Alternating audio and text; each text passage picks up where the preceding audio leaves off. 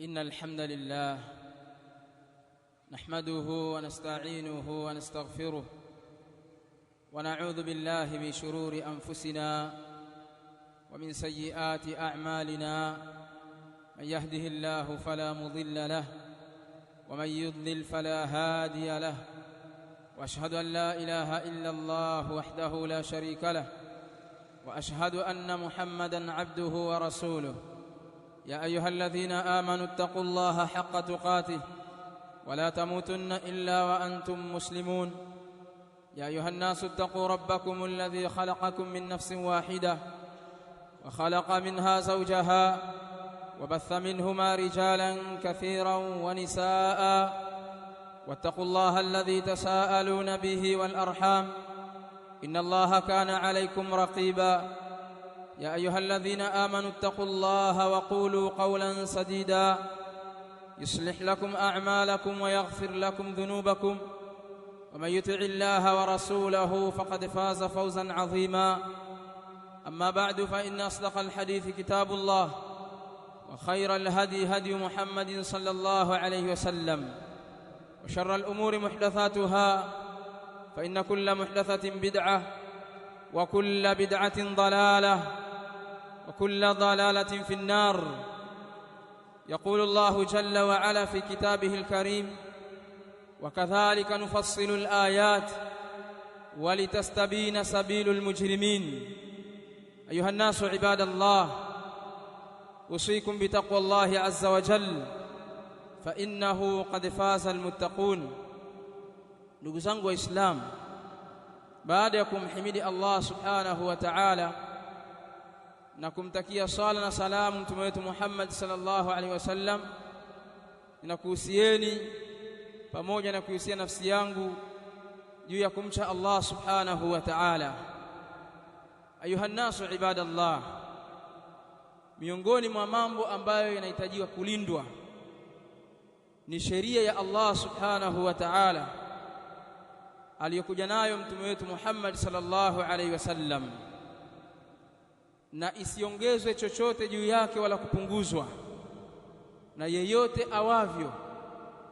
Na hili haliwezi kupatikana isipokuwa watu kujitolea katika jambo la kuihudumia ilmu na kuitumikia, kuisoma na kuisomesha kwa mujibu wa mafunzo ya kitabu cha Allah na mafunzo ya mtume sallallahu alaihi wasallam juu ya ufahamu wa wema waliotangulia, kwa sababu wao masahaba wa mtume alaihi salatu wassalam ndio walioipokea dini kutoka kwa mtume sallallahu alaihi wasallam ghaddan tariya, ikiwa bado ni mbichi, haina kilicho cha ziada ndani yake wala haina mapungufu. Wakajifunza sheria kutoka kwa mtume sallallahu alaihi wasallam, na wao wakaichukua kama ilivyo na kuielezea katika umma. Na inatakiwa katika kila zama wapatikane watu wa kuilinda sheria hii isichafuliwe na yeyote, na yeyote atakayeingiza mkono wake katika kuiharibu sheria ya Allah jalla wa ala na kuongeza chochote katika mafunzo ya mtume sallallahu alaihi wasallam, inatakiwa akemewe ili dini ya Allah ibaki ikiwa safi. Na huo ni msingi wa Allah ameuweka katika Qur'an: wakadhalika nufassilu alayat. Na kama hivyo tunazipambanua ayat, tunaziweka wazi aya za Allah jalla wa ala, walitastabina sabilul mujrimin, na ili iwe wazi njia ya watu waovu. Allah subhanahu wa ta'ala amezipambanua ayat, ziko wazi ili kila atakayeingiza uovu wowote katika sheria awekwe wazi, na wazungumzaji ni watu watakaoisoma sheria Allah subhanahu wa ta'ala. Ayuha nasu ibadallah, arraddu ala almukhalifin, kuwarejesha katika usawa watu waliokhalifu sheria Allah subhanahu wa ta'ala, min usuli hadhihi ad-da'wati al-mubarakah, ni miongoni mwa misingi mikuu ya da'wa hii aliyotuachia mtume sallallahu alaihi wasallam, walioshikamana nayo maswahaba wa mtume alayhi salatu wassalam. Kwa hiyo kuwaraddi watu wa batil ni katika misingi mikubwa, ili liyahlika man halaka an bayyina, aangamie mwenye kuangamia, lakini kwa ubainifu ashajua kwamba hii ndio haki na hii ni batil, aamue kwa sababu ya kutopenda dini kwake afuate batil. Wa yahya man hayya an bayyina, nawe hai aliye hai lakini juu ya ubainifu, ashafahamu kwamba hii ndi haki na hii ni batil, nikiingia huku nitakuwa nimeiuza dini yangu. Ndugu zangu waislamu, laula rudud laqala man shaa ma shaa, lau kama si rad kuwarejesha watu katika usawa, watu wa batil, angesema anayetaka anachokitaka.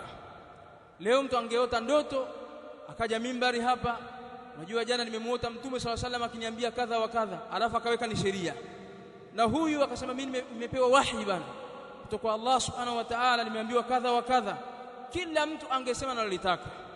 Lakini wakipatikana watu wasawasawa wa kuwanyosha watu kama hawa, ijapokuwa wale wanaoambiwa haki hali ya kuwa na kusudia inad, hawako tayari kurudi katika usawa, lakini ma'dhiratan ila rabbikum wala'allahum yattaqun, ni kwa ajili ya kutaka udhuru kwa Allah subhanahu wa ta'ala, tusije tukaonekana hatukuibainisha haki na huenda wao wakamcha Allah jalla wa ala. Na mtu anapofanyiwa rad sio lazima akubali yeye kwamba bana mimi nimesallim amri, isipokuwa ni kwa ajili ya kuiokoa jamii ya Waislamu, wimbi la watu ambao wanamsikiliza mtu yule na kumfuata na kuamini kwamba yuko katika usawa hali ya kuwa ni mtu wa batil. Na tukiwafanyia raddi watu wa batil, hatujali watu wa mitandaoni, watu ambao wameshavurugwa akili zao, pengine mtu kavuta bangi huko au kaja na pombe zake kalewa, anza kuandika kadha wa kadha, nyinyi hivi na hivi, mawahabi si makatoliki, si mawahabi watu wa motoni. Hatuwajali watu hawa, sema watakavyosema, lakini tutaibainisha haki. Hata kama atatokea mtu mmoja kaikubali haki hiyo, ni bora kwetu sisi kuliko ngamia mwekundu, kuliko kitu chochote cha thamani. Na ndivyo alivyoambiwa Ali radhiyallahu anhu na Mtume sallallahu alaihi wasallam, Allah kumuongoza mtu mmoja kupitia wewe ni bora kwako wewe kuliko kupata ngamia mwekundu. Ayuhannasu ibadallah, msingi huu wa kurejesha watu katika usawa wamesimama nao ahlus sunnati wal jamaa qadima wa haditha. Kila anayejaribu kuingiza batili zake katika dini anarejeshwa katika usawa, na msingi huu ukipingwa na watu wakauacha, dini itaharibika. Na sisi tuamini kwamba dini ndio rasilimali yetu kuu, kama alivyosema al-Imam al-Qahtani rahimahullah ta'ala, ad-dinu ra'sul mali fastamsik bihi, dini ndiyo rasilimali, shikamana nayo. Fadaya'uhu min a'zamil khusrani, kuipoteza dini ya Allah subhanahu wa ta'ala katika hasara zilizokuwa kubwa. Afadhali upate hasara ya kila kitu, lakini sio uiache dini yako.